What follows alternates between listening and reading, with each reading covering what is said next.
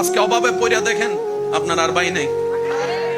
অনেক সময় তো বর্তমানে মাও নাই বাবু নাই, মা বাবা বলেছে নিজেরটা নিজে কইরা খা। বর্তমানে বর্তমানে বাস্তব না বাস্তব আপনারা বলেন।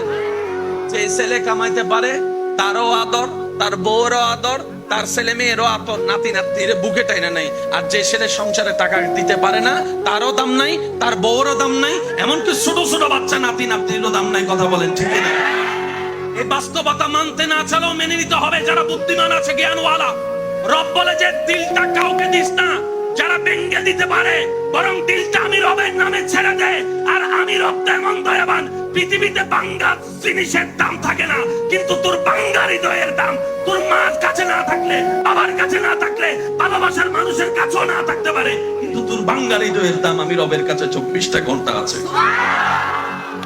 সেজন্য দিলটা সবসময় দিতে হবে কাকে? একটু জোরে বলেন, আরো জোরে আরো জোরে।